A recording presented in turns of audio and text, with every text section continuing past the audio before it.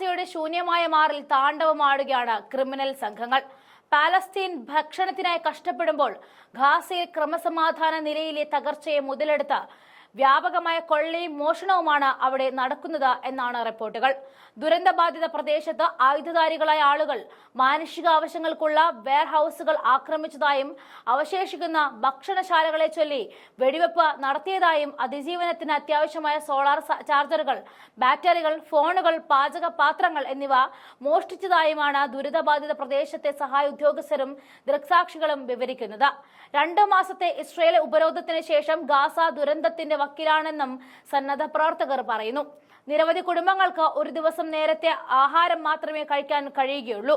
കേടായ മാവ് സാധാരണ വിലയുടെ 30 അല്ലെങ്കിൽ 40 ഇരട്ടി വിലയ്ക്കാണ് വിൽക്കുന്നത്. മരമോ ഉപേക്ഷിച്ച പ്ലാസ്റ്റിക്കോ അല്ലാതെ മറ്റൊരു ഇന്ധനവും ലഭ്യമല്ല. പോഷകാഹാരക്കുറവ് വർദ്ധിച്ചു വരുന്നതായും ഒരു ദിവസം 10 ലക്ഷം പേർക്ക് ഭക്ഷണം വിളമ്പിയിരുന്ന കമ്മ്യൂണിറ്റി അടുക്കളകൾ അവശ്യവസ്തുക്കളുടെ അഭാവത്തിൽ അടച്ചുപൂട്ടുന്നതായും മെഡിക്കൽ ഉദ്യോഗസ്ഥർ റിപ്പോർട്ട് ചെയ്യുന്നു. ശേഷിക്കുന്ന എല്ലാ ഭക്ഷണ സ്റ്റോക്കുകളും വിതരണം ചെയ്തതായും സഹായ ഏജൻസികൾ പറഞ്ഞു. ആവശ്യമായ സൗജന്യ ബ്രെഡ് വിതരണം ചെയ്യുന്നത് ഡസൻ കണക്കിന് ബേക്കറികൾ കഴിഞ്ഞ മാസം അടച്ചുപൂട്ടി.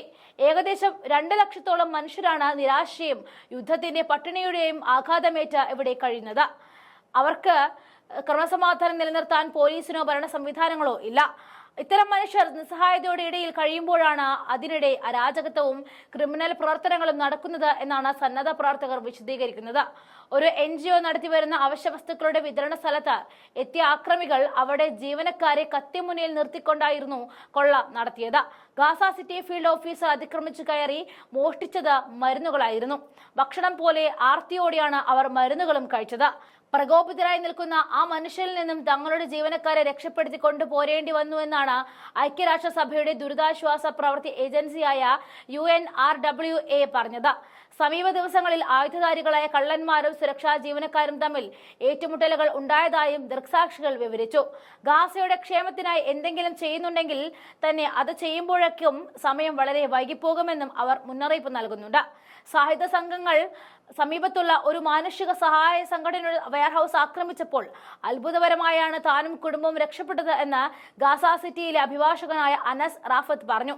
വിശപ്പ് ആളുകളെ അന്ധരാക്കിയെന്നും അവിടെ മാനുഷിക മൂല്യങ്ങൾക്കോ പരിഗണനയ്ക്കോ സ്ഥാനമില്ല എന്നും അവർ പറഞ്ഞു. അയൽക്കാർ തമ്മിലുള്ള ആക്രമാസക്തമായ തർക്കങ്ങളും ഗാർഹിക പീഡനങ്ങളും വർദ്ധിച്ചതായും വ്യാപകമായ റിപ്പോർട്ടുകൾ പുറത്തുവരികയാണ്. മോഷണ നിരക്കും കുതിച്ചുയർന്നിട്ടുണ്ട്. മോഷണം തടയുന്നതിനായി രാത്രിയിൽ പലരും ഉറങ്ങാതെ കാവലിരിക്കുകയാണ്. ജനുവരി പകുതി മുതൽ മാർച്ച് പകുതി വരെയുള്ള വെടിനിർത്തൽ സമയത്ത് ഹമാസ് ഗാസയിലെ തെരുവുകളിൽ പോലീസിനെ വിന്യസിപ്പിച്ചിരുന്നു. എന്നാൽ ഇസ്രയേലി വ്യോമാക്രമണങ്ങൾ ലക്ഷ്യമിട്ടതിനെ തുടർന്ന് ഇവ പിൻവലിക്കുകയായിരുന്നു. ഗാസ നഗരത്തിലെ ചില പ്രധാന തെരുവുകളിൽ വെള്ളിയാഴ്ച മുതൽ മന്ത്രാലയം കർഫ്യൂ ഏർപ്പെടുത്തി. കഴിഞ്ഞ വർഷം അവസാനം ഗാസയിൽ കൊള്ളയടിക്കൽ അതിന്റെ ഉച്ചസ്ഥായിലെത്തി. ഇസ്രയേലിൽ നിന്നുമുള്ള പ്രവേശന കവാടങ്ങൾ കടന്ന് സഹായ വ്യൂഹങ്ങൾ ആസൂത്രിതമായ പ്രദേശത്ത് നീങ്ങിയപ്പോൾ അവ പിടിച്ചെടുത്തു.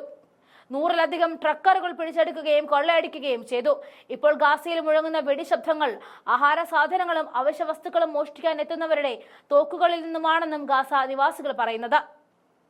NGOകൾ നടത്തുന്ന സംഭരണശാലകളിൽ നിന്നായിരിക്കും മിക്കവാറും വെടിപൊട്ടാറുള്ളത്. മനുഷ്യർ വെള്ളത്തിനും ഭക്ഷണത്തിനുമായി ഓരോ മൂലയ്ക്കും പരക്കം പായുകയാണ്. വെടികൊണ്ട് വീഴുന്നവരെ പോലും ആരും ശ്രദ്ധിക്കുന്നില്ല. ആരെയും സഹായിക്കുവാനും പോകുന്നില്ല.